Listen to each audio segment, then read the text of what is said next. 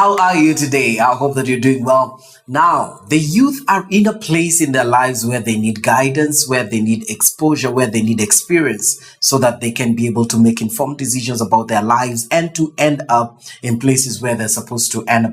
But this will become very difficult if there's no information and intentionality in guiding them and showing them which way to go. And that is where Zoe TV comes in, because Zoe TV is here to inspire lives, to direct, to influence our youth in the right direction. So you want to keep it here, you want to partner with us, and also you want to keep watching. There's a lot of entertainment and an array of programs that will keep you light and glued to your screen. My name is Benjamin Walker, and this is Zoe TV, inspiring lives.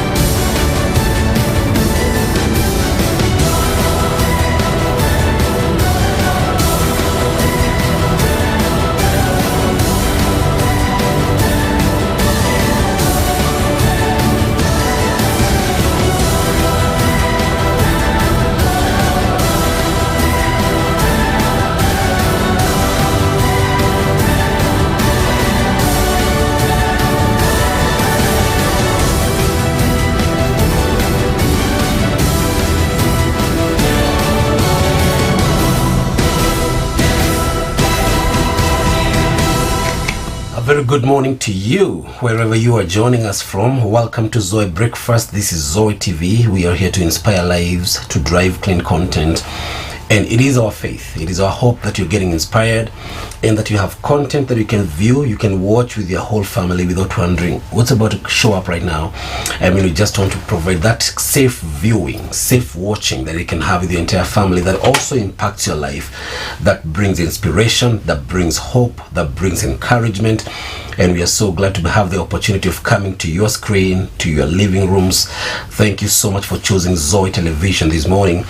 Just in case you're at home and you are going to be indoors this morning, please go ahead and grab that hot cup of tea, your favorite beverage in the morning, and stay locked, because this morning, like we usually have great guests who come to really speak to us and address matters that matter to us. We have a guest in studio today who will be talking to us on matters transforming communities through organizations. I mean, organizations that come to transform our communities. And suddenly, wherever you live and whoever you are, you know situations and things around you that can change.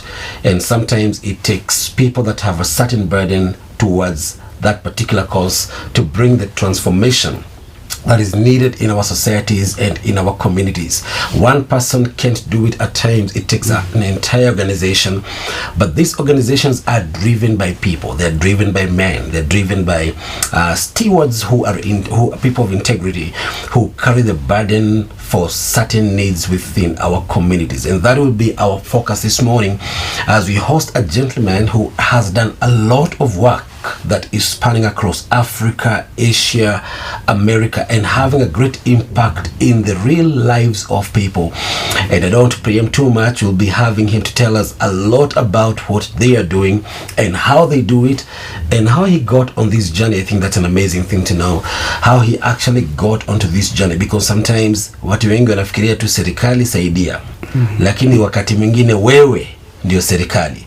And perhaps it will take you to transform the things around you, the community around you, and that will be our conversation this morning. No doubt it will be a very powerful conversation that will bring a lot of insight into how organizations work and how organizations can especially come into a place and bring about transformation. Well, we will be doing that this morning, and our guest is already here in studio. But please talk to us and let us know, where are you watching us from? How is Zoe TV getting to you? If you have any kind of interaction, please also go ahead and let us know. Probably the things that you may want to see on this channel. We want to hear from you, because because we want to serve in the best way possible. And certainly, this being Zoe Breakfast this morning, we also have a riddle of the day. And guess what? We're going to be serving this riddle of the day hot to our guest in studio as well. And we just want to see, can you be able to crack it? Can you crack the riddle of the day this morning? So we have a lot coming up this morning.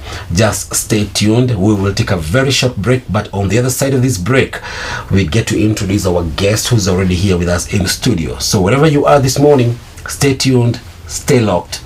You are watching Zoe TV. My name is Amy Kosgei Madubuko, and you're watching Zoe TV, inspiring lives. This is my message for you. Never allow your circumstances, your problems to define who you are. Where you are now is not your destination. There is more to this life. Keep trusting and believing God, and keep becoming until you become what He has called you to be. God bless you, and stay tuned. I'll just share with us a few highlight testimonies that we have gotten in the recent past on Zoe TV. So one of the impact stories is on a life that God redirected back to God.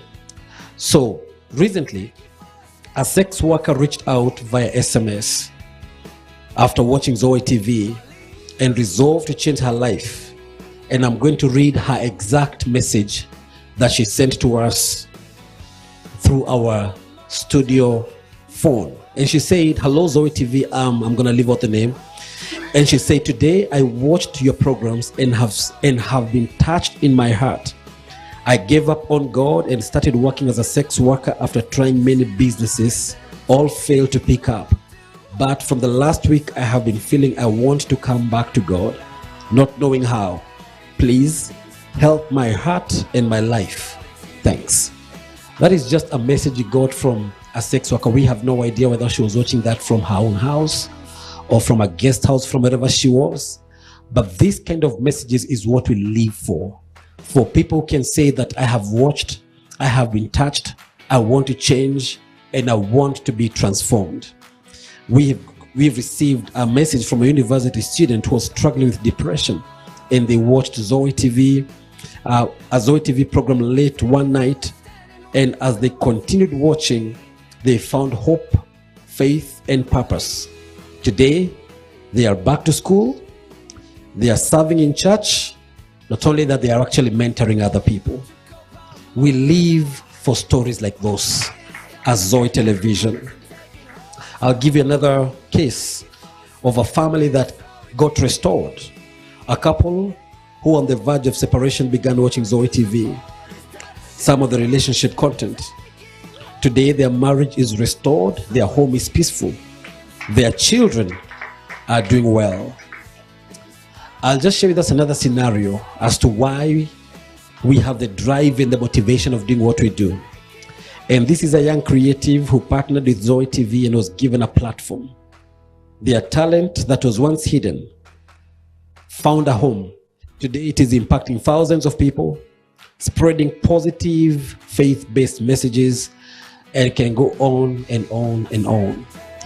They are people that have gotten media careers by just on the platform of Zoe TV, and seeing them excel even in other places and other establishments is our joy.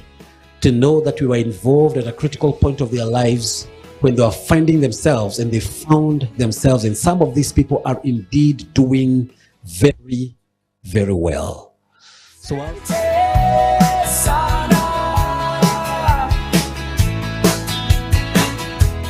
thank you for standing with Zoe TV.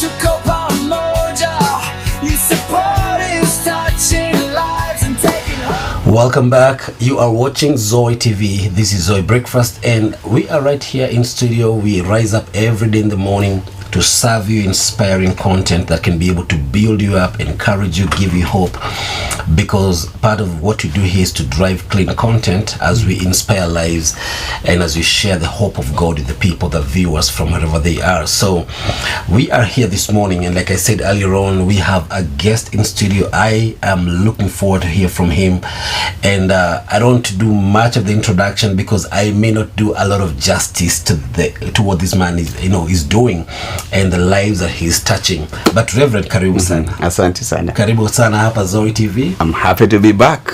Welcome back. Yes. Keep on coming back. Yeah. And again and again until you become one of us. Yes, I'm almost there. Karibu sana. Yes.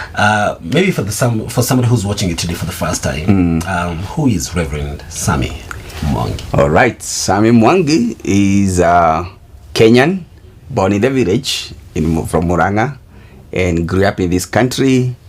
And after 40 years, relocated to the United States and married. And we have a son who is 12 years now. So my family lives in the US, but we travel quite a bit.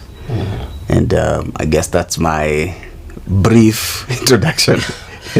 You said you come from the village. You don't sound like the village. I actually grew up in the village, like most people, my age brackets, going to school without shoes. That was very common until you get to high school when you put on your first shoe. Yes, that's how it was for me as well. Reverend, you're saying you wore your first shoe when you went to high school. So let me rephrase it a little bit. So when I was in grade 5, because I grew up Catholic, I was being confirmed by the priest, sanitarian priest. Okay. He made an announcement that he's not gonna pray for anybody without shoes. Oh. So somehow, because of that, my dad had to quickly buy me a shoe. But again, we are not allowed to go to school with shoes. So I don't even know exactly what happened to that shoe because I just wore it that Sunday and that was it. Or maybe it was a shoe for hire. Maybe. He hired a shoe for you. But my first official shoe is when I went to high school. Wow. Yes. Man. Yeah. I'm trying to imagine, why would you have a shoe that you can't go to school with? Is it so you don't spoil it? So teachers did not allow shoes to school. How is that? Because to them, you're trying to be like a teacher. How can you be putting on a shoe like a teacher? And that's why those days, girls had to shave completely, everybody. Because if you keep hair, then you're trying to be like a female teacher. You're competing with the You're teacher. competing, and sometimes students can make it even better. So, oh, yes. So instead of competition, everybody cut and wear it. So you may have a shoe, yes, but you won't wear it. You won't wear it. Because you'll be punished. You'll be punished. Of course, when you get to school, you have to remove it. You may never see it again. And maybe that's what happened to me because I don't have no recollection of that shoe after the prayers from the priest. But I'm assuming other children are also wearing shoes on that day because if the condition was to be confirmed, you must have a shoe. I guess most of the people borrowed shoes and then put it on for that day because not many people would afford. And fortunately, my dad was in Nairobi, so would write a letter, send to the bus, and the bus driver gets a shoe quickly before the Sunday. Yes. So it worked for me, and probably it was for hire. Probably for hire. That's why I don't even remember about that shoe. I also assume those are the days when you couldn't ask a question. No Especially questions. to the parent. You can't ask them, where did the shoe go? Oh man, you ask a question, you said, are you asking me a question?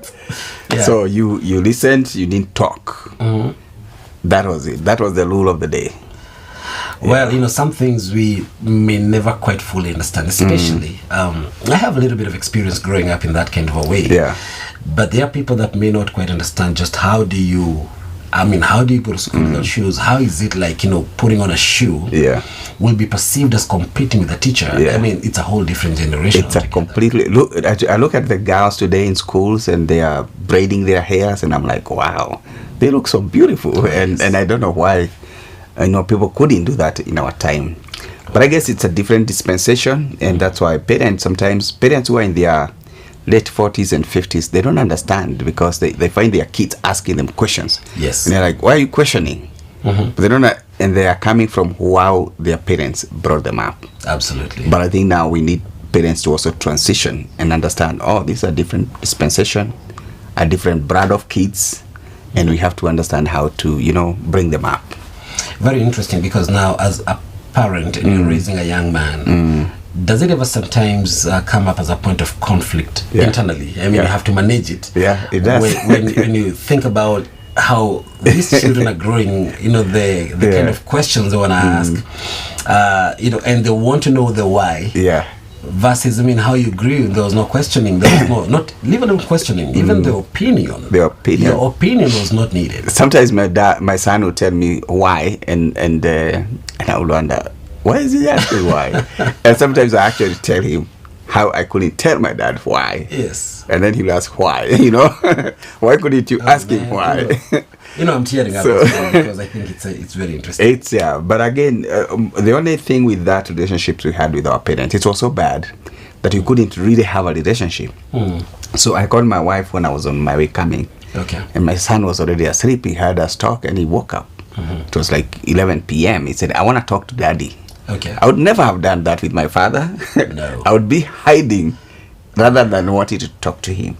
So now with my son, we have a relationship. He wants to talk to me. He's missing me. He'll tell me, I love you, all those kind of things. Your son will tell you, I love you. Yes, when I tell him I love you, he'll even tell me before I tell him. So we have a good relationship. I'm just thinking about that. Yeah. Compared to, would you ever tell your dad? Oh man, he never told me. I never told him, and he passed away several years ago. Yeah. But nobody said I love you or all that. Amazing. I think the generations really are different. And the kind of, like you say, the times that we're living in, the dispensations we're in, affect a lot of things. Our social fabric, our family relationships. Yeah. Because I think the parents growing up that time, seldom could they hear parents sing I love you. Yeah. I never had any parent tell anybody, even other kids as well. And indeed, like you're saying, even where I grew up, when I was a very young boy, when the dad was coming home, things were changing. Yeah, you're running. Everybody's running to different directions. I remember we used to set up our books on the sitting room. So that if we hear our dad coming, we rush from the kitchen and everybody goes there with their books. So pretending that we've been reading all this time. Yeah. Unfortunately, sometimes some of our brothers would have the book flipped. But they don't realize because maybe you left it or yes. And then you are like this, you're reading, you're pretending. Yes. And your dad is like, what's going on here? Yeah. Oh man. And then you realize, wow, my book is facing the other direction. Yes. But because you're just pretending. However, I did very well. I was doing well in school, so that helped me to have a good relationship with my dad. Even though it was not like sit down and talk, but at least I wasn't too much punished like others because my academics were not bad. You are the bright son. In the family, I would say I was a bright son. When you talk about growing up in the village, what village are we talking about? So I grew up in Kangema, Muranga, in a place called Rwadia, Kehoya. That's my village. A lot of good things have been spoken about that. About Rwadia. Yeah. Okay. Rwadia, there's a lot of people who came up together as business people. Yes. And they joined hands. They're not just doing it alone. People joined hands and they own probably half of Nairobi, especially the lower Nairobi. Yeah. Maybe actually 80% or something like that. They own almost everything there. Awesome. But it was a power of unity and trust. And they trusted each other and they worked together very well. Some of those values are long gone in most places. I mean, that kind of unity, especially on economic matters, pulling together economically and building a cause like that. I mean, I think it's just something we hear about, but we don't have so many people that can be able to have that kind of trust. I think, again, dispensations are changing. People are becoming too greedy. Then if you came together with 50% share, you knew that's the journey you are going. Yeah. But today somebody will be so greedy and before you know it, they have even changed the company. It's theirs. Your name can be struck out, with all the corruption going on. There was a time when people used to trust one another. Even with no paperwork, with no signature appended anywhere, they just had trust for each other. And and if you have that kind of a person you can deal with, whom you can just give your word, they give you the word. I think that's truly a blessing. It's kind of and they were not necessarily Christians, but I think they were following like God's word. Let your yes be yes and your no be no. Yes. So if we said this is a deal, you did not have to sign anything. Your word was the signature. Values, yeah. That's what you lost in many places. Now, Reverend, so you come from that village, you grow up, and you carry on, and then at some point you relocate to the United States, where you live with your family. But then you're doing a great work, especially given the kind of organizations that you've put together over time. And would you just give us the insight into what happened after that, like after you left, and before you left, were you working here? Like, did you have a career going on here? Were you in business? And then after you left, how did you get into what you do today? Okay. So I grew up in the village. I went to primary in the village, high school not far from my village. I used to walk to high school. Okay. It's called Joby High School. And then I went to Jomo Kenyatta University. I did maths and computer science, and I was a teacher for some time here. Most of my career I was teaching ICT, including some private schools. And but all this time, I had a passion for ministry. So weekends would go for weekend church, would be preaching one school this Sunday or one school next weekend, and I had so much fulfillment.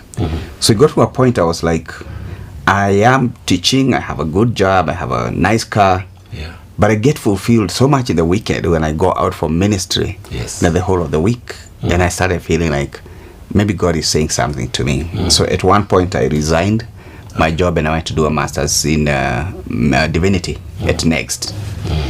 So when I did that, then I looked for a job again. I was a chaplain now this time. Rather than teaching, I was chaplain and teaching at the same time. Now all these years as a teacher, I'm going to ministry. Not only now in Kenya, I started going out of the country.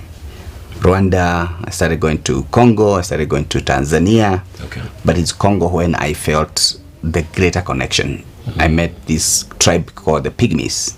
They lived in the forest of Congo. So initially, I was like, I just need a picture with these Pygmies, and just show people, I don't feel tall. Initially, it was just curiosity. But I had gone to Congo for a ministry, and then I said, where are these Pygmies? I would like to see them. So eventually, I found them in the forest. But what hit me, thinking that I'm going just to see them and dance and have a picture, God started speaking to me, feed them, give them something to eat. Just like he told the disciples when he was feeding the 5,000. Feed them, give them something. That's why he spoke to me. That completely changed my life. So came back and I was just thinking about it and just praying about it. I would take teams to Congo. Would take a bus from Nairobi to Kampala, spend a night. Kampala, Kigali, Rwanda, spend a night. Rwanda to Goma, spend a night. Those are 3 days. And then if we are going to another village, that will be the 4th day is when we shall arrive where we are going. 4 days on the road? 4 days on the road. And I did that for years, actually, for a long time. In fact, it's an interesting story. One time, doing my master's, a professor asked me, because I was doing my research in Congo, 2007. This professor called Mutua Henry. He said, well, when are you going for your research? I told him, he said, when are you coming back? It was like almost 2 weeks. He said, why are you taking so long? I said, the bus takes me 4 days. 4 days to get 4 days to get back. He said, Samuel, that's not how you do ministry. Take a flight. It's just 1 hour. I told him, no, the flights are very expensive. He said, what's the difference? So anyway, it was like 10,000 Kenya shillings to go with the bus and return. About $100. But if I used the flight, it was like 30,000. Like $300. He told me, just look for 20 friends, let them give you $10 or 1,000 Kenya shillings each. That's what I did. That professor completely changed my mindset. I never thought I could fly.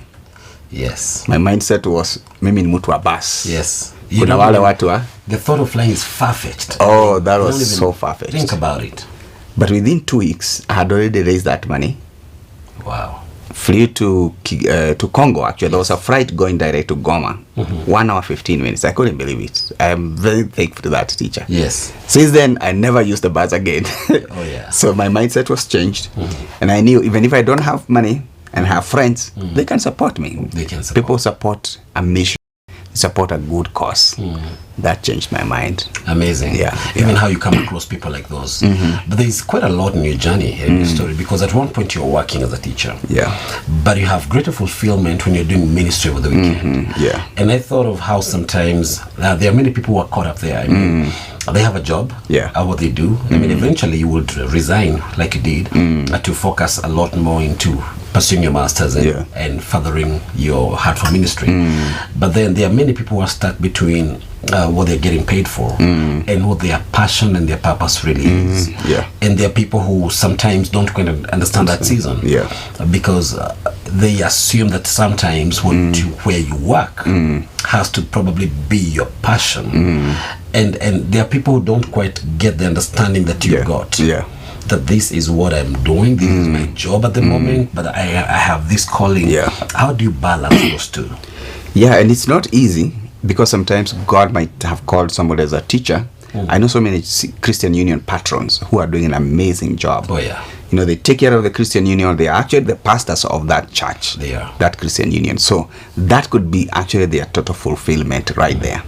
But for me, I was in a different context. I was actually in a more of a Hindu school, not much ministry. And I don't know, people can still do that and do the ministry and feel God has called me to really reach these people. But that's not what I felt. I felt like God has called me to reach the people out there. So it's a balance between knowing completely that God has called me here. You may be a CEO of a company. If God has called me here to do this, I'll do this to my staff. I'll bring them to Christ. I'll let them know God. I'll let them see by my example. But if you feel like God is calling you to a different dispensation, different way, you shouldn't be afraid. With prayer, trusting God, you can take that step like I did.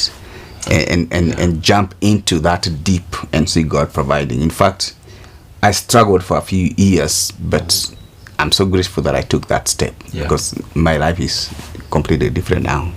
And that happened before you transitioned to the US. Yes. By the time you were leaving, you had already taken on your masters and you were now focusing on the ministry, the calling. Yeah, the calling. And actually now I'm still making money as a chaplain in a school. It's an international school. Yes. But now this is what I wanted to do.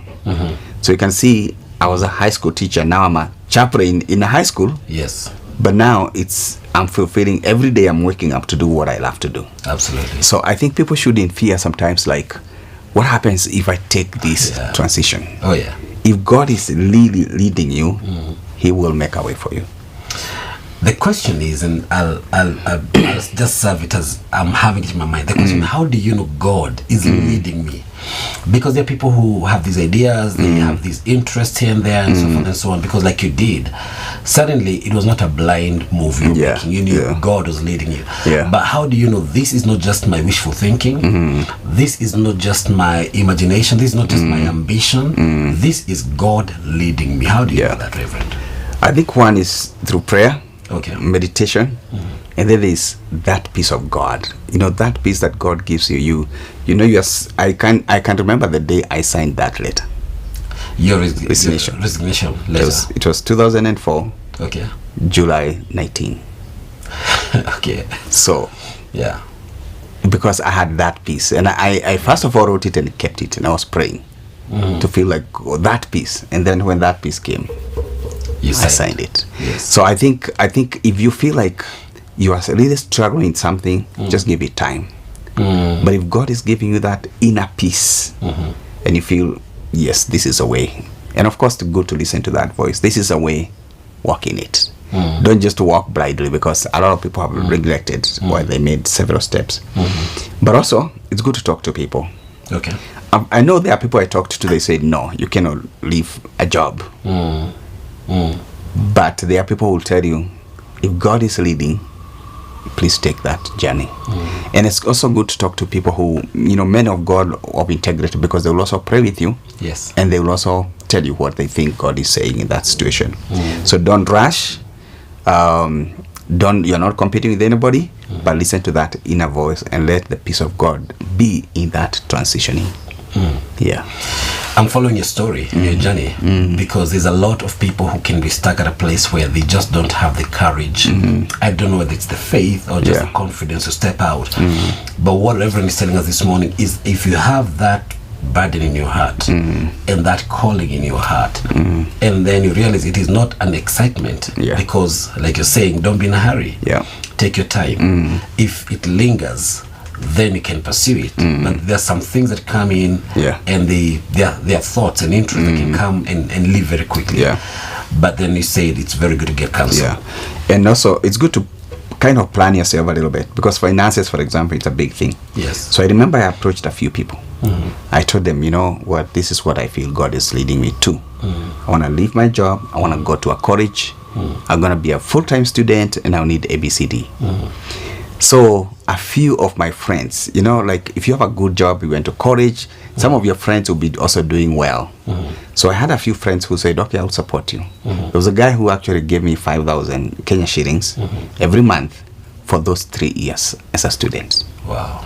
There's another lady who gave me 3,000. That's already 8,000. So, and maybe a few others, little money. But you can imagine, if God is calling you to something, you can bring partners together and share with them. And if they understand what God is calling you, and most of the people who have seen, they already knew this guy has something, you know. He's called. He's called. He cannot be traveling all over East Africa without a call. And so there are people who are like, I want to support what's going on. And that's how I managed in college. Wow. Next. Yes, next. Nowadays it's called AIU. AIU. And you know what? At one point there was an Ethiopian American who came to train us. And he was teaching us in our class, and he came and started having a conversation with me. And at one point he said, how do you manage to pay school fees? I told him, by the grace of God. Then he told me, so have you cleared your school fees? I said, not yet. He asked me, how much do you have balance? I said, about $1,000. He said, are you sure? I said, no. He said, can you go and check? I said, no, I cannot go to check, because if I go to check, they'll start following me up. He went, checked himself, found like it was 1,300. Then he came the another day in class, and he talked to me. He said, I found you have more fees to pay than you said. Why? How come you don't know the exact amount? I said, because I don't want to go to that accounting office. Guess what? He came the other day. He said he has cleared my school fees. Provision. Can you imagine? Provision. God providing through people. So when God calls you, when God puts you in ministry, He provides. He provides. You know, I know we're gonna talk about especially organizations, but I think at the very foundation of successful organizations that impact people is that trail that you can actually see the journey that somebody has taken. Because it's people who run this kind of organizations.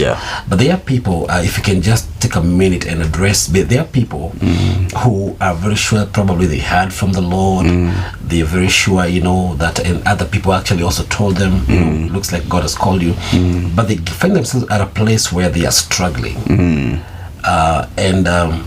What does that, you know, how do they navigate that kind of a season, especially when they know I'm doing the work of the Lord, I'm responding to what God put in my heart, but does that eliminate struggle out of your journey? Not necessarily. I would say even me, when I transitioned, there were a few times I had a vehicle. I still remember one time I got stuck. Mafuta imekwisha. I'm on the road, the car stops. The pastor. Yes. Gary, oh man. And now the problem is I don't even have money.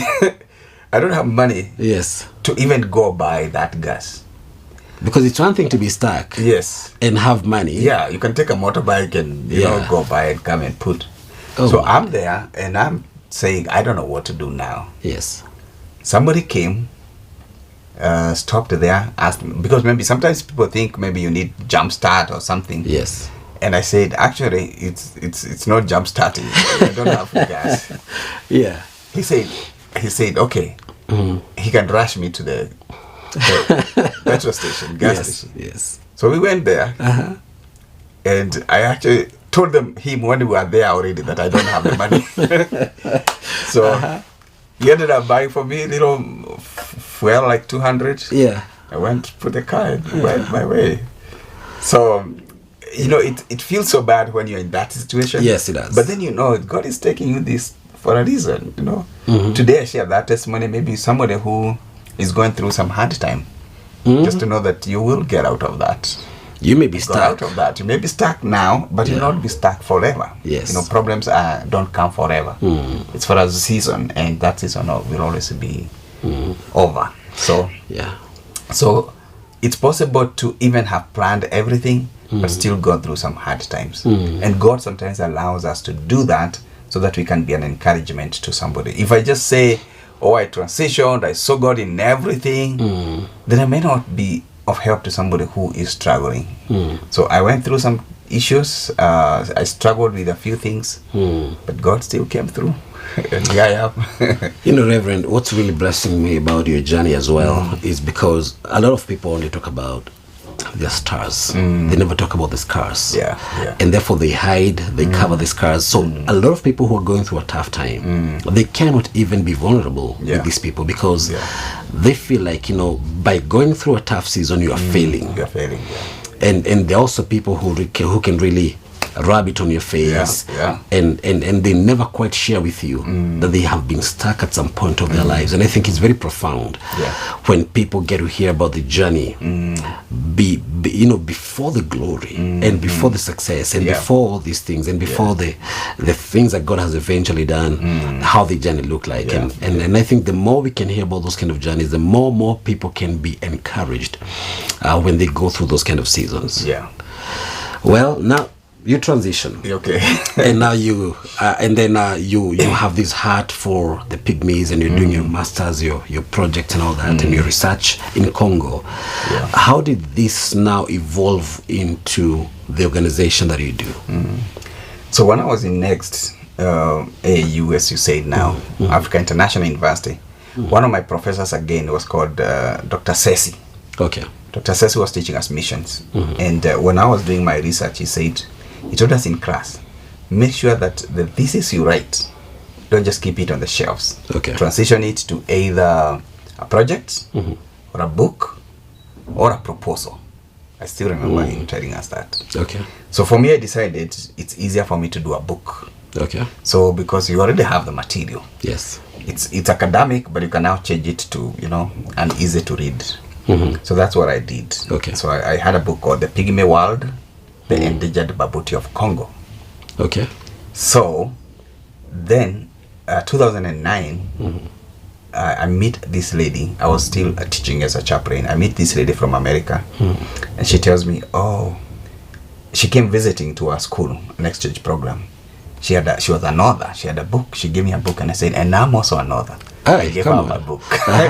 So we're like two authors here now. Yes, you know? yes. It doesn't matter whether her context was. It doesn't matter. We have a book. You have published. You have published a book. Yes. Yes. So the following year, she reaches to me. Okay. She says, how have you been? We've not talked since I came. And then we started a conversation. She said, I am so busy right now. I'm planning for a conference. Okay. For others in Pennsylvania, PA. So she invited me eventually. Okay. To go 2010, and that's to go as an author. An author in that conference. Okay. And she told me I'll have some time to speak about what I do in Africa, because I was actually the only guy from Africa in that conference. Okay. So now, even when I went to the embassy the first time, I said I'm going to a book authors conference, and the guy asked me, "Where is your book?" And I gave him the book. He looked at the cover, this side and this side. Said, "Oh, this is very good."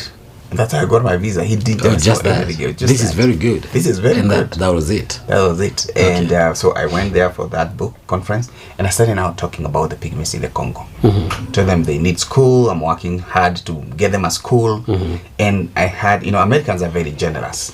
So some people started just donating, saying, "Oh, this $20, this $100, whatever you can do." So eventually, within a short time, I was able to come back. I went to Congo and started a school. It was small, it's a small way, but because I had raised some little money, I was able to start a school. Yes. And went back to the US. Okay. And had a friend there now, who is now my wife. So we got married there 2011. All right.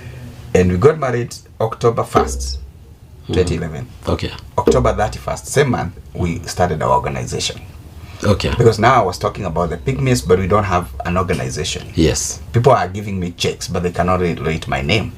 So that's how we partnership for indigenous peoples was born. Pipes International, and the indigenous again coming from the pygmies people because they're indigenous people groups.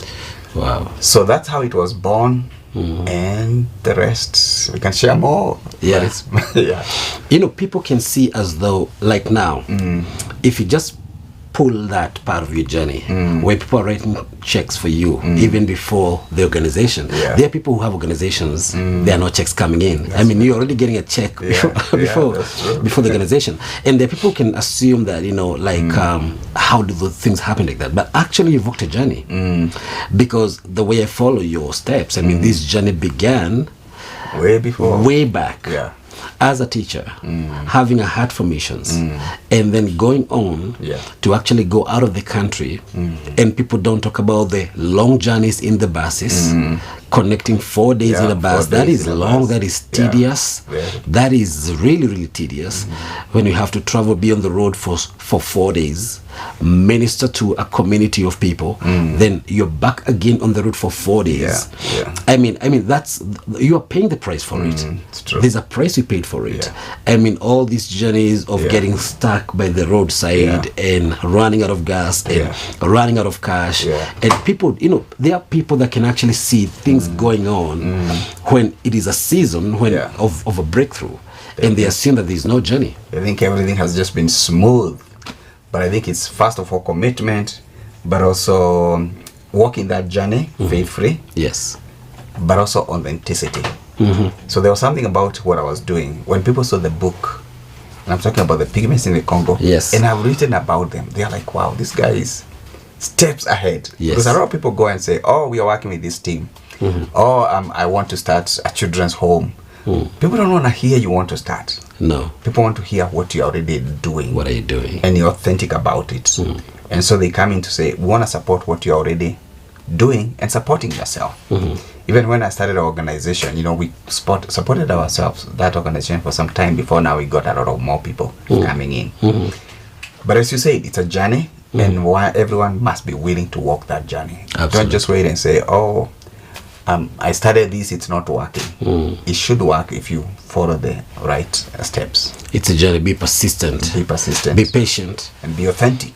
Be authentic. Don't start something because somebody started. And I've seen some people start something even in the US. Say, oh, Pastor Sam is doing very well. They start, but it can't pick up. Why? Because of authenticity. It has to be authentic. It has to be God putting it in you. Not because you see, oh, I have friends. Kuna wazungu friends who can support me to do something. No. That's not how it goes. It has to be from God. And you know, actually, you know, we are already talking about organizations, and especially that transform communities, because they don't come from just copy pasting what other people are doing.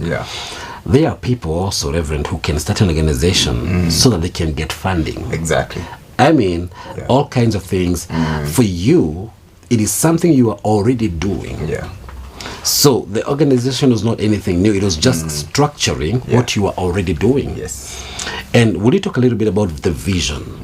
Because I think it's critical to be able to have a heart for what you do, a vision for what you're doing. Because how you go to a community like that and you start a school, I mean, talk to us about having vision, having the burden that translates possibly into an organization.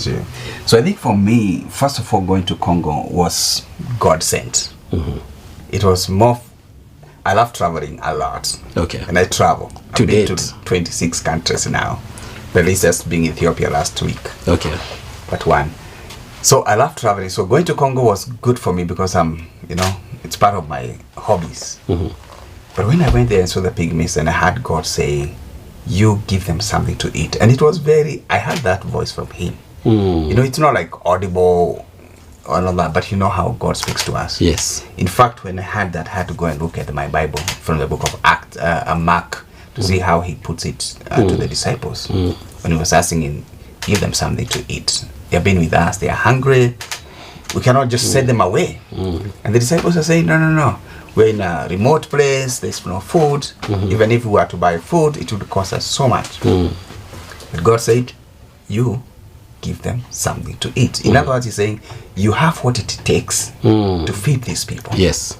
Through my enablement, you can do that. And eventually Jesus showed them. They had the bread with somebody there. Yes. And so it's putting the bread to his hands and he multiply it.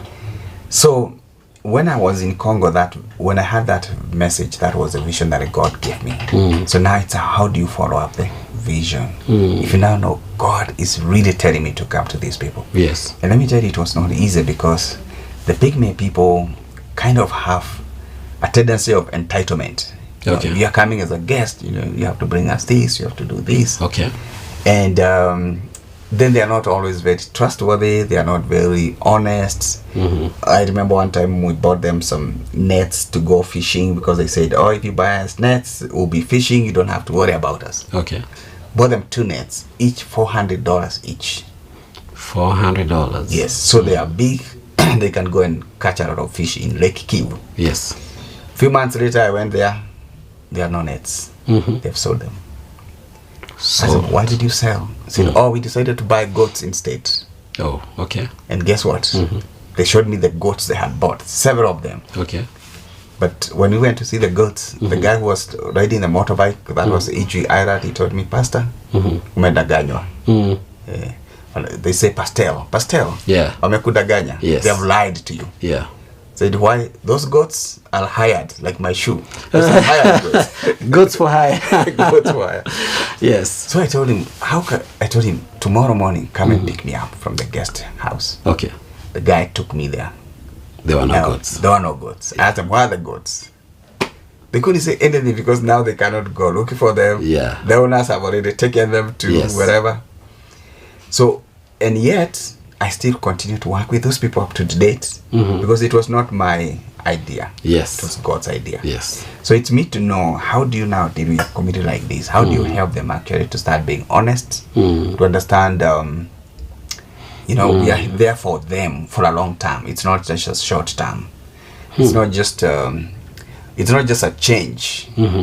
It's transformation. It's gonna take time, but we wanna see total transformation.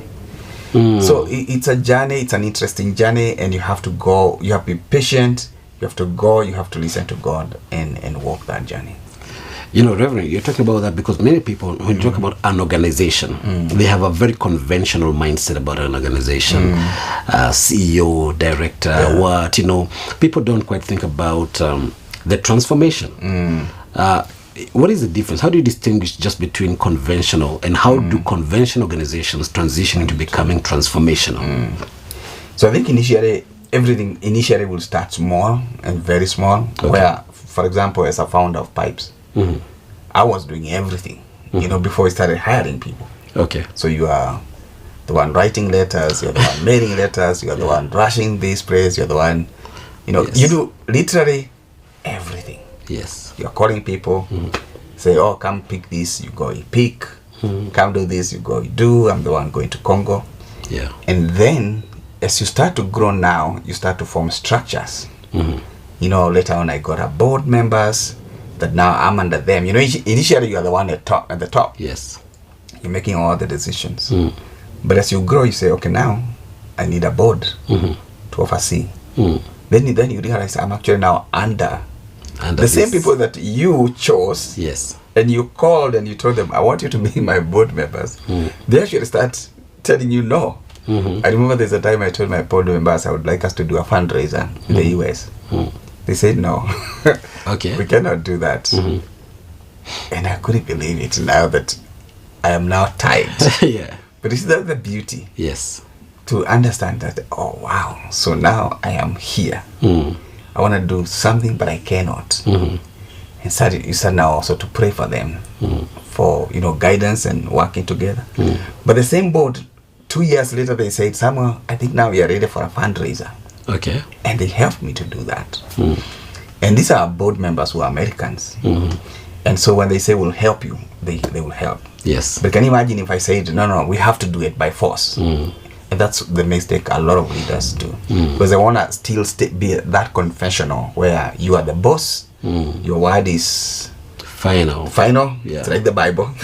You are the authority, you are the Alpha and the Omega. Yes. So that's a confessional mindset. And I see that sometimes, and that's why we talk about transformational leadership. Yes. But also what do we call it? Transaction. Transactional leadership. Yes. Whereby, let's say you are pastor of a church. You come, you deliver someone, people give an offering, you take the offering. So that's a transaction. You preached, you gave service. People have paid you.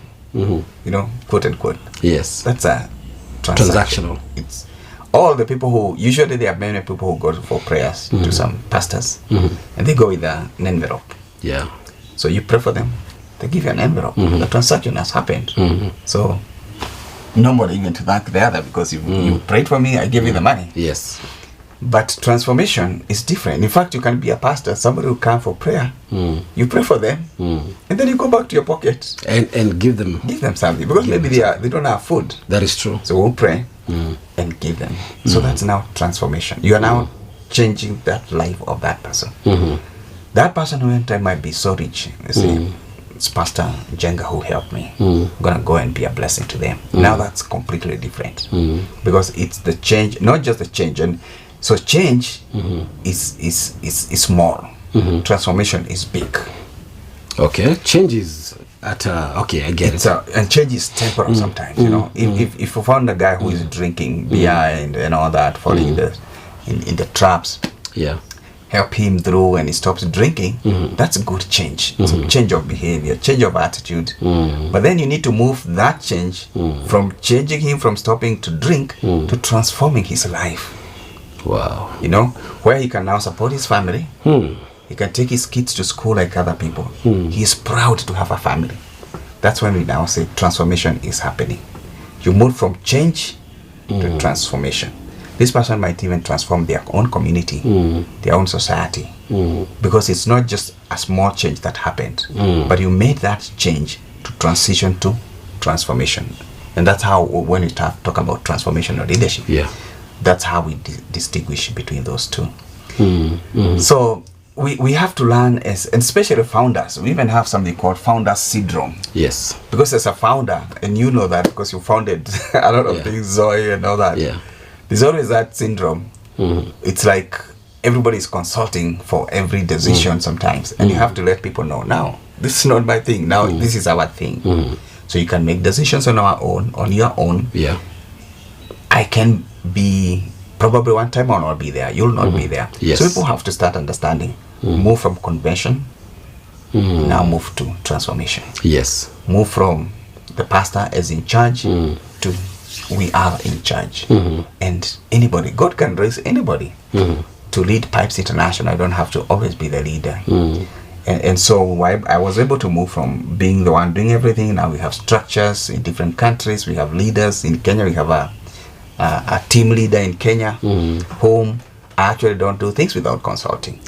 Because if I do, then you are downgrading them. Absolutely. So I actually have to kind of consult from them. So I'm thinking about this. What do you think? They may say, yeah, that looks good, or I will do it this way. So, and I have to understand as a leader, I have to be humble enough to take the advice from my juniors. Absolutely. So I think that's how we have to learn to transition from conventional to transformation, from transactional to transformation. I want us to talk a little bit more about the organization that you founded, because you're doing a great work, and then we can draw a few things from that. But we're going to take a very short break. As we come back, we have that to talk about. I also want us to talk about something about transformation, because there's something you mentioned about the Pygmy society, community in the group, and that, you know, you never give up on them. And you brought in the aspect of change versus transformation. Reverend, that's very deep. But we'll talk about it as we come back from the break. In case you're just joining us this morning, we're here with Reverend Sammy Mwangi. This man has so much wisdom a lot of experience. And when I talk about experience, I'm talking about a journey he has taken into where he is. He didn't just show up overnight. And just walking through his journey to the person he has become and the things that he's doing this morning, I am inspired. I hope you are inspired. But it's not just the inspiration to want to do something, but the kind of inspiration that will actually make you do something. That we have to adjust our mindset and start doing certain things. And there's so much more that I want to share with him and draw from him before this program is over. So please do stay tuned. For now, we take a very short break. When we come back, we have much more to talk about with Reverend Sammy Mwangi. Hello, and how are you doing? Now, media is one of the most powerful tools on earth. But the question is, who is holding the microphone? At Zoe TV, we believe that media should spread life. For the past 3 years, we have been dedicated to producing and broadcasting content that inspires lives as we drive clean media. We have seen God using this platform to touch countless lives, and we know that this is just the beginning. There are still many households and communities where clean and Christ-centered content is desperately needed, and we are ready to reach them. But we cannot do this alone. We are calling on partners who will join us in sharing the life of God through media. Your support will help us to stay on air and keep expanding our reach to many people who need this message. So to partner with us, you can use the details provided below. You can also talk to us for more information. Every gift goes a long way to help us reach more people with the gospel. God bless you as you consider to be a Zoe TV partner. Welcome to the team.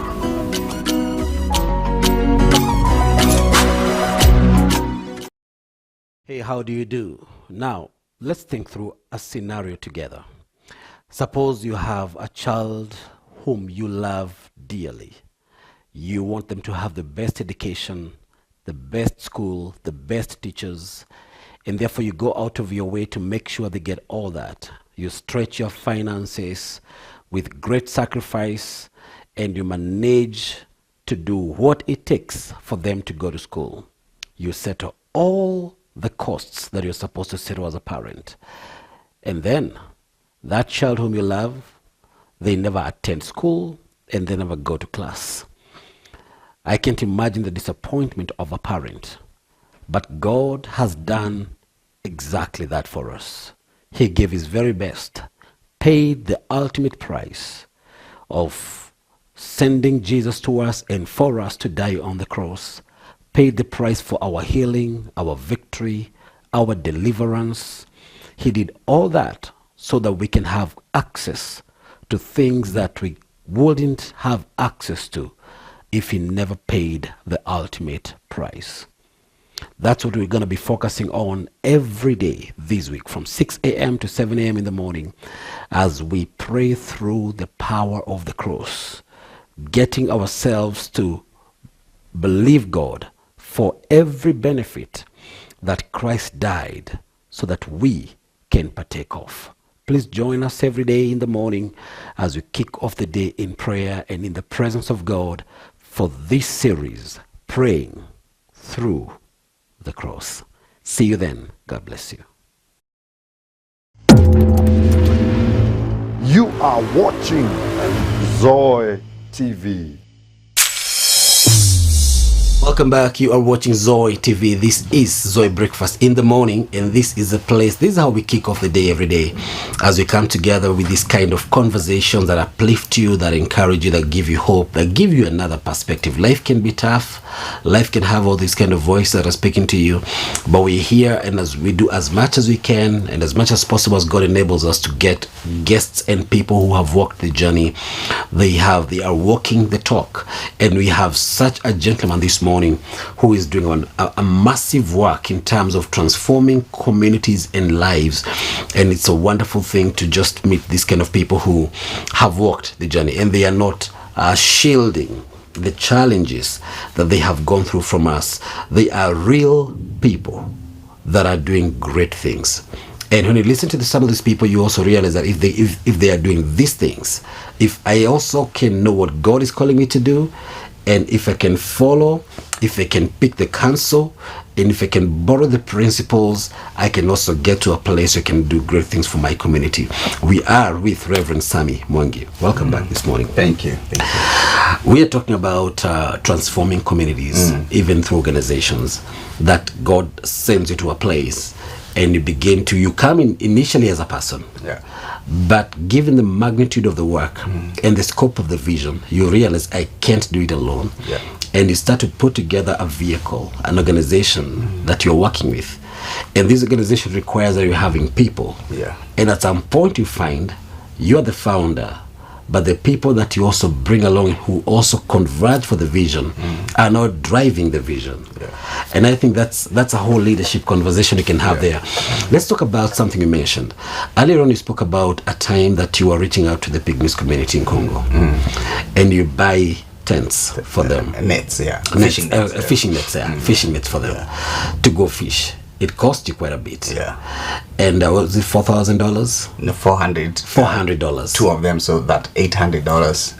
And at that point, it was a lot for us, actually. It's an organization, small organization. Yeah. I mean, it's still relatively a lot of money. Yeah.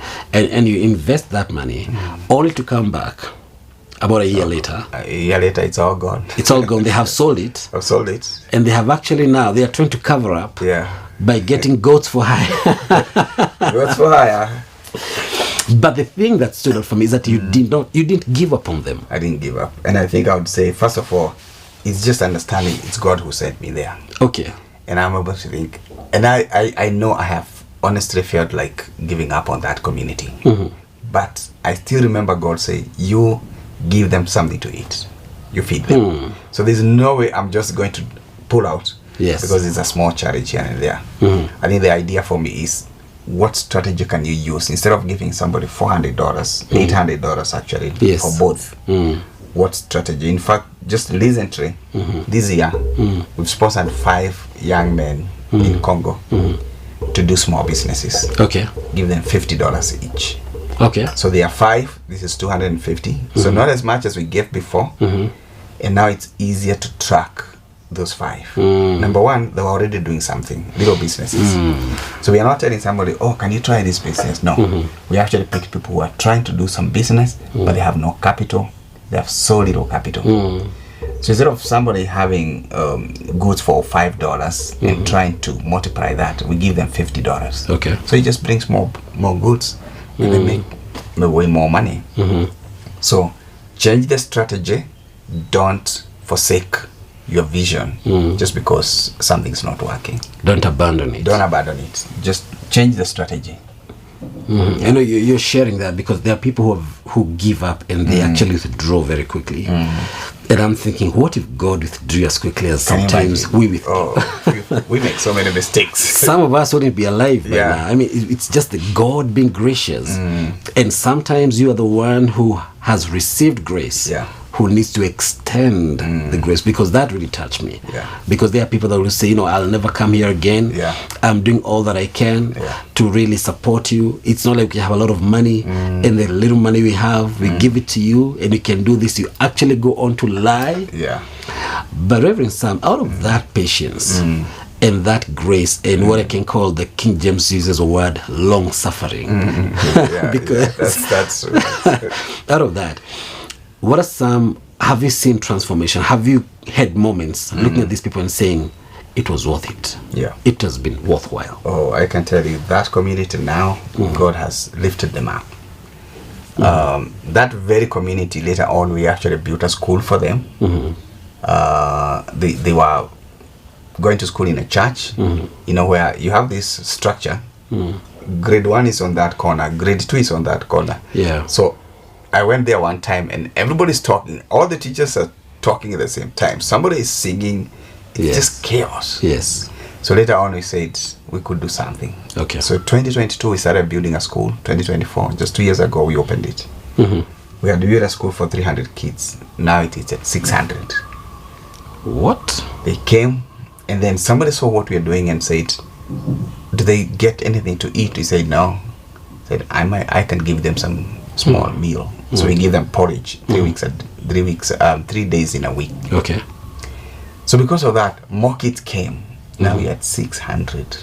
600 They are learning. kids. They've been transformed. They are eating good. They are enjoying school. We buy them uniforms now. And the parents, we support them with farming skills. Okay. So they are farming. We actually bought them some piece of land where they farm. We are now helping them with the housing because they live in those little shanty houses. Yeah. Actually made by leaves. So if by mistake you are cooking and you leave to go somewhere for a few minutes, something messes, you'll actually not know where your house was. Yes. To Gone. be completely gone. Yes. So we have really seen transformation. Yeah, people working their own hands, making bricks. They actually make bricks and sell with mud, with earth. So through our training, we have seen the same people who are lying and bringing goats for hire Yes. are now doing things and they are making their lives matter. Had you given up on those people, Can you imagine? that will not happen. Yeah. You wouldn't be having the hope we have, because every child in that school is a hope for the community. Every child 600. that when they go through education and they get good education and they actually advance, you are looking at people that potentially can transform an entire nation. Yes, exactly. In fact, there's another school we built in Congo, the one we built the first time. Okay. Kids have graduated, some are teachers, even in our own school.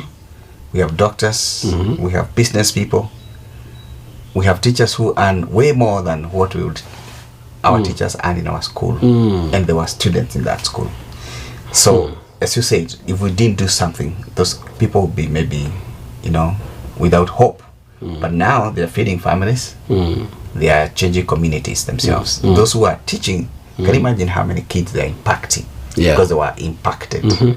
So that's part of multiplication, It's a ripple effect. Yeah, ripple effect. It's compounded impact in that community. Let's backtrack a little bit, because all this you do within Pipes. Yeah. And just tell us a little bit more about what is Pipes. Let's just sort of like bring in the vehicle that God led you to put together. Yeah. What is Pipes? Where are you present? What are you, besides now the work that you're doing in Congo, building schools and feeding communities there? What else are you doing as an organization? Okay. So PIPE stands for Partnership for Indigenous Peoples. So I put it short as Pipes International. Okay. And our very, very first place was Congo, DRC. Not even Kenya. Not even Kenya. In fact, for several years, I didn't do nothing in Kenya, and I kind of did not have interest.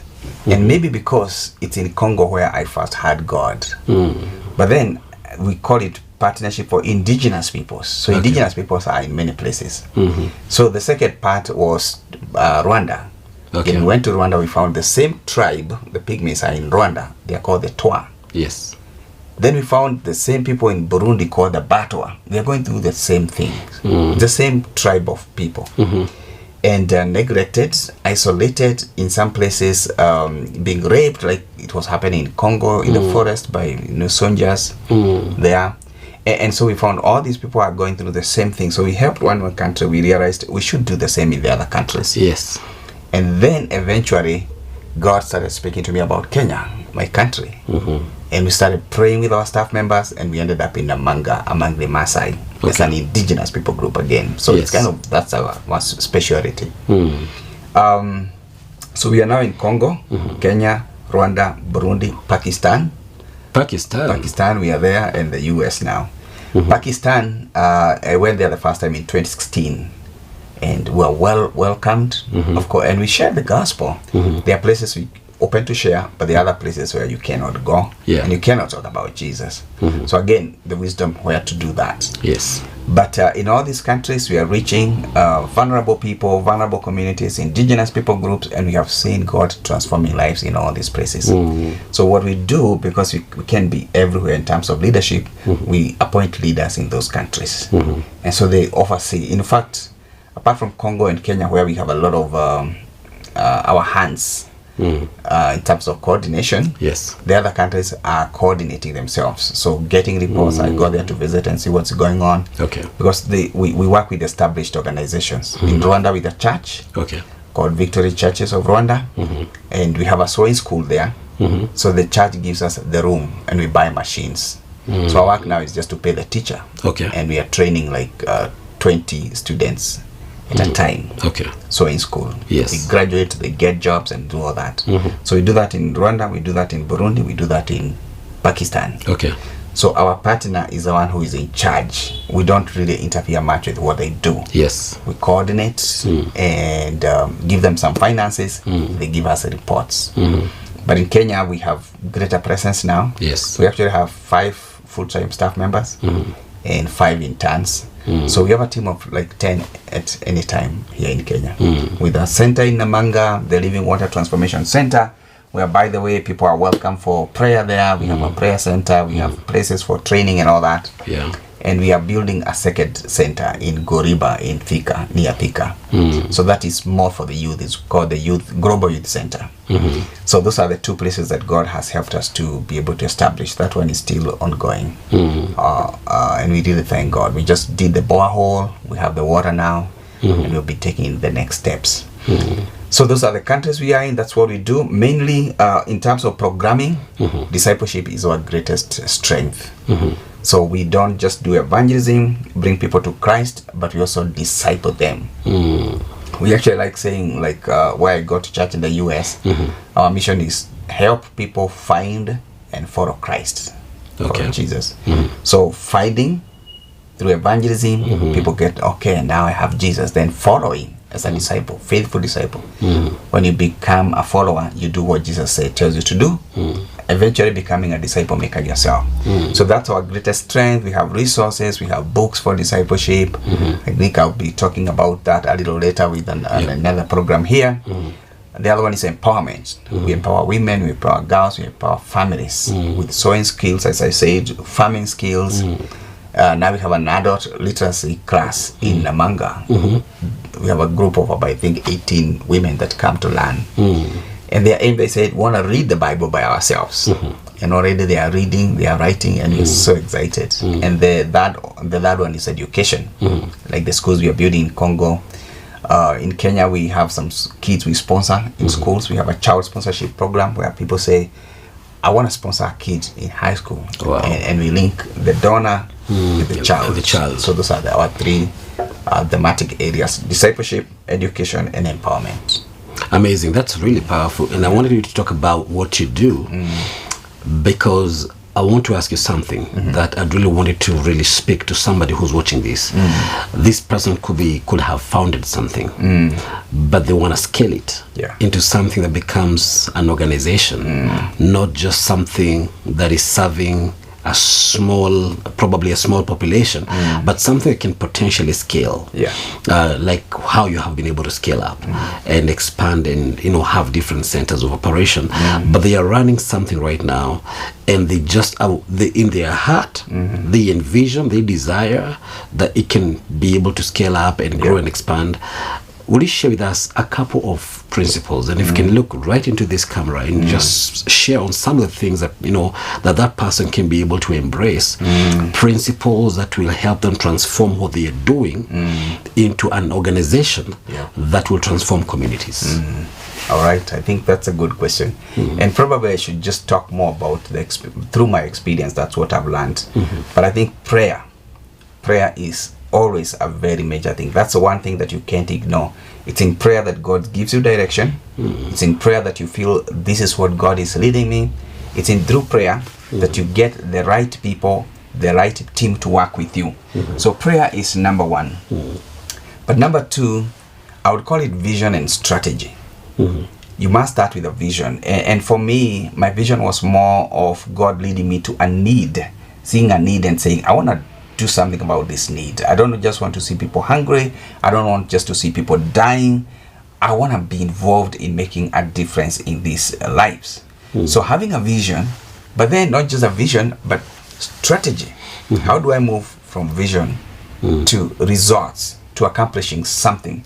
And not just results for the sake of results, but results that are transformational. Yeah. That I want to see. Let's say, for example, you are sponsoring a child. You don't want them to just finish Form 4 or go to college. You want them to, whether they get a job or a business, you want to see them changing and getting transformed and changing others as well. If somebody was sponsored and they get a job and they start sponsoring somebody else, that says truly they understood the meaning. But if they finish school, they get a good job and they feel good and they're not doing anything about that, probably there was a change, but it didn't transform. Transformation must be bigger, it must be more impactful, it must be long term. So prayer, vision, and strategy. And then get the right people. Okay. And by the right people, I want to say this. It's not just about programs. People can make very good programs. Oh, we are doing this, we are doing this. It's about people. Think about Jesus. When he came, he didn't say, oh, I want to do evangelism. That's a program. No, he said, I'm going to raise 12 people. I want them to see what I do. I want to mentor them. I want to walk a journey with them. Okay. From the 12, the gospel spread all over the world. So again, people. So organizations are not about programs. It's not about projects. It's about people. Because even helping, the people you are helping, recipients of your programs, are people. So don't see them as just recipients. Yeah. You know, we are doing this. We are feeding kids in the streets. No. Yeah. Those kids in the streets are people. And what you need to do is to invest in their lives so that they be changed. So think less about the program and more about the people. When you grow people. In fact, I read a book, somebody said, the best thing a leader like myself can do is to multiply myself. Okay. So how do I multiply myself? By training people. And I try to invest that. My staff members, we have a training every Thursday. Okay. I bring people, I bring, experts. I do talk to them myself. Why? I want to replicate myself. If I do replicate myself, then the work I do can be done by so many people. If my staff can also replicate themselves, we can see ripple effects of what we do. So I think those principles, they may be fewer, but and they can be expanded. But I think those are the most important. Prayer, vision and strategy. Yes. And then People. Develop people. We cannot emphasize developing people.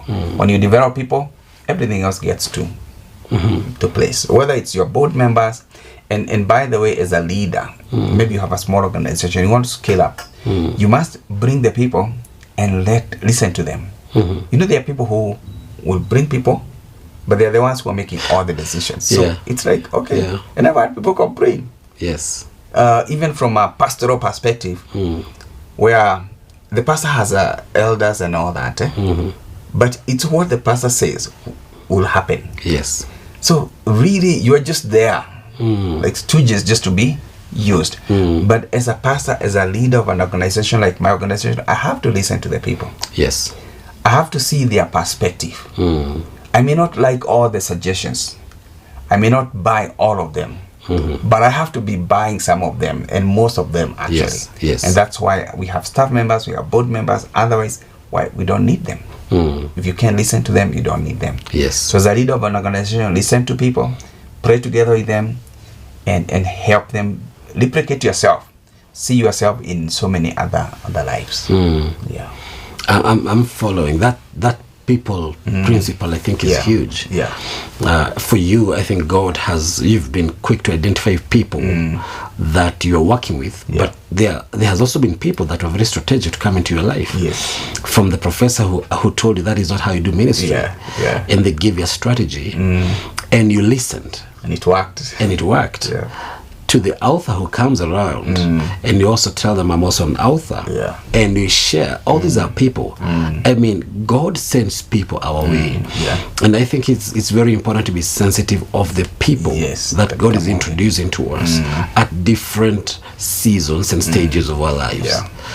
And also when it comes to, because the other principle is about fundraising, which we like call it friends raising. Okay. Because sometimes people will, and I've seen this myself, when I haven't talked to somebody for 3 years, the next text I'm saying, I have a fundraiser, I have a harambe. Yeah. And then if I contribute, it will be another 3 years before I hear from them. Until another fundraiser. Yeah. Then you go, okay, so I'll become an ATM, you know? Mm-hmm. So when for scaling up, you really need partners. But partners must be friends. If you get a partner, it may be a stranger, but you have to make them a friend. Don't see them as partners. See them as friends and partners. Yes. When they give you funding, you must appreciate them in a way that they will really feel appreciated. So that just like you remember those days of Nyayo. Yes. So Nyayo would go to a place and they'll sing some songs and tell him how good he's been, and then just end up with this little road here, we want tarmac. Yeah. And by the time you say that into Itegenezwe, Oh yes. you know. Oh yes. So it's the same with us. I mean, if I give you something or you give me something and you feel like I don't appreciate, you do it twice and then you just forget about it. Yeah. Not because donors or partners are looking for glory, but if you don't appreciate, it actually shows you also don't appreciate God for the things that He does for you. So you're praying to God, but you don't even got to tell Him thank you.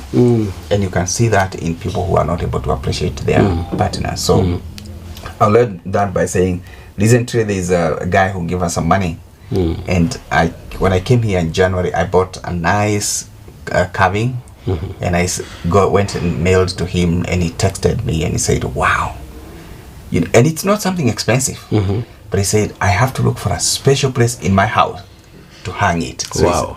So he's not gonna hang it anywhere. He said, I'm looking for a special place. Yes. So he feels appreciated. Yes.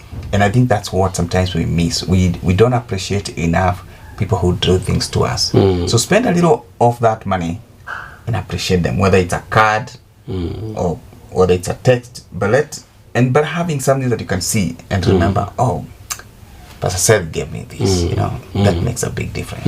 Yeah. I think that's really powerful because there are people, like you said, if you see their call, Yeah. you know they're in trouble. Yes. Yes. You know, hapa sasa angalia hivi nasema Yeah. but even says sina pesa because you know that's what they want. Yes. But what if they were keeping a relationship and they were talking to you, even when they say, you know what, I'm stuck. Yeah. You don't mind. Yes. You say you help them. Yes. I think that's really profound. Yeah. Because there are people who may want to build an organization, but they don't want to build relationships. Exactly. But what you're saying is that the two must go together. You must cannot go build together. the organization Yeah. without building Yes. relationships. Yeah. There's so much to pick, to learn, to glean from the wisdom of this man, Reverend Sammy Mwangi, in studio this morning. And I know that our time is really well spent this morning, but we have the riddle of the day, Reverend. Okay. And I want to just put it out there for the people watching and for our guests in studio this morning. And this is the riddle of the day, Reverend. You see a boat filled with people. Okay. It has not sunk. But when you look again, you don't see a single person on the boat. Why? Wow. So Here we go again. you see a boat? Riddle of the day. You see a boat filled with people. It has not sunk. Okay. But when you look again, you don't see a single person on the boat. Why? That's hard. I don't know, can you crack it? Are you able to crack the riddle of the day? Think about it. Just Anybody can help me there? oh yeah, so if you can be able to step in and help, just go ahead and just share the answer. The number 0700075555. Let us know what is your answer. If you're watching this, of course, the riddle is on your screen right now. What is the answer to the riddle this morning? You see a boat filled with people. It has not sunk, but when you look again, you don't see a single person on the boat. Why so? So before we look at probably what the answer will be, Reverend Sammy Mwangi, I want you to leave us with your parting shot. Your message for the people watching us this morning. There are people watching you from home. Right now, children are home on holidays, so they are watching. Okay. There are parents watching this morning. There are people watching in different places. If you can look into this camera and just take your time and just speak a word to the people watching us this morning. All right, so for all our viewers, first of all, I want to thank God so much for being on Zoe TV. It's not my first time, and I always look forward to this. It's just a blessing, and I think when I look at Zoe TV for other programs, this is truly a blessing and a timely time. So I want to say this because I was talking from as a person who has started an organization and started small, but it's growing. First of all, don't despise your small beginning in everything. Even for your children, they may not be performing as good as you'd like at this point. Even as individuals, maybe whether you're a business person, you are a pastor, you are a leader of an organization like myself, don't despise the humble beginning. The Bible tells us that God is making a way for us. It even says don't keep thinking about the past and the old things. God is always making a new way for us, making paths in the wilderness, making roads in the wilderness. So God is coming through for you, and I trust God that as you've listened to me, you've heard my story. It's not been just a click and everything falls in place. No, it's been a journey. There were times that were hard, but by trusting God, I've seen profound transformation, even as an individual, as a family, as an organization. We started by supporting ourselves in many ways, but eventually we started getting people who donated to us and who are helping us. And one of the things I would encourage people is to be able to scale up something. Start small, but scale up. Even as the Bible says, don't despise your small beginning, that does not mean you stay there. No, you start scaling up. If God is blessing you, keep scaling up. Now, the other thing is that God talks about being trustworthy with little. So small beginning, but again, being trustworthy with the little. What happens when you become trustworthy? God entrusts you for more. And I think there are so many people who are stagnant. They are not moving forward because when God trusted them with little, they did not take advantage of that. Maybe they messed it up. Maybe they used it for their own sake instead of what they had envisioned to do. Be trustworthy. Be honest with what you do, and you'll be surprised how God can grow you up. The other thing is that just know people have resources.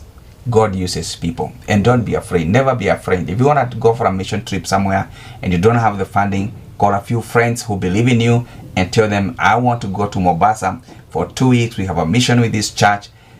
Can you help me? I want to tell you, you'll be surprised. As I was surprised when I took a flight to Congo. There are people out there actually willing to be able to come through for you and support you. Because a lot of people say, if I cannot go, I can send someone with my finances. And it doesn't have to be a lot of money.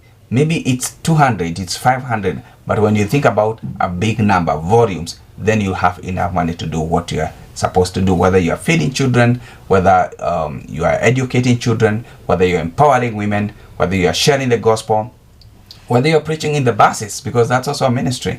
You can preach in the buses. You don't have to ask for any sandaka, any offering in the bus, but you can have partners who are helping to do whatever God has called you to do. Nowadays, there's so much we can do. I see street ministry where people are doing street worship and worshiping the Lord, and people are joining them. Whatever God is calling you to do, that is your calling. And you don't have to distinguish between sacred and secular. No, whether you are a teacher, whether you are a doctor, that is your calling. Unless the Lord diverts you elsewhere, like He did for me, that is your calling. And you can be used as a doctor, praying for patients. You can be used as a teacher, helping the children, not just with education, but also their spiritual growth. So wherever you are, as a business person, God has placed you there for a reason. Keep scaling, keep letting people know about Jesus. See transformation, not just change. God bless you. Wow. That is from the heart. Thank you so much for sharing that with us this morning. All right. And I want us to conclude with the reader of the day. All right. So as you just settle after the parting shot, let me just take it one more time. The riddle of the day this morning. You see a boat filled with people. It has not sunk, but when you look again, you don't see a single person in the boat. Yeah. Reverend, What is it? why? I think I woke up too early. I'm thinking it's all right. Oh yeah, apologies, you didn't serve me the cup of coffee. I really served you that cup of coffee. That's the thing. I'm telling you. But here is the answer to the riddle of the day. You see a boat filled with people.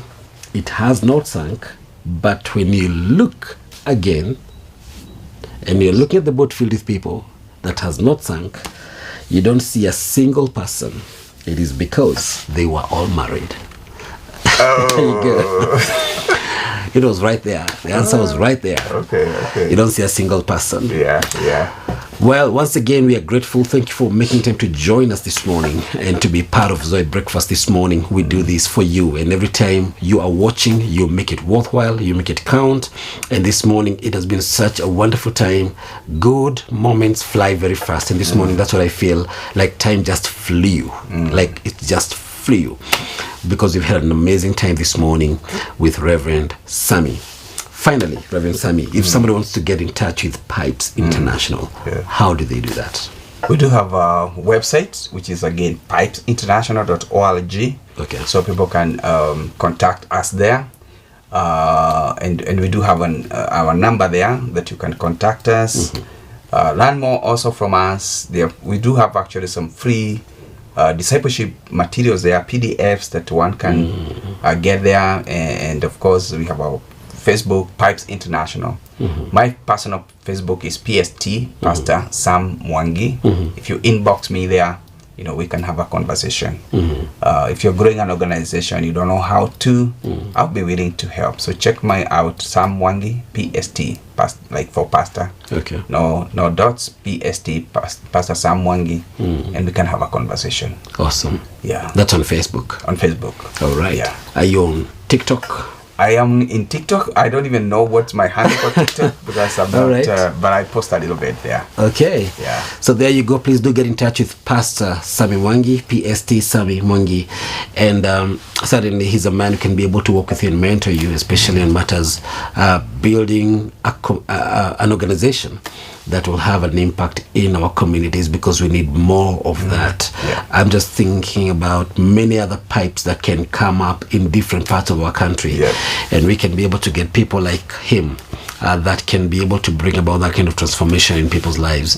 That is what we need in this country. Yeah. And you probably are the person God is calling to initiate that. You just need somebody that you can talk to, and they can hold your hand, and they can mentor you, they can counsel you, they can advise you, they can point you in the direction to go. He's somebody you can talk to. www.pipesinternational.org. Yes, that's correct. Right there. So God bless you. Have a wonderful day. Stay tuned to Zoe TV, and may God continue blessing you. Stay inspired. Amen.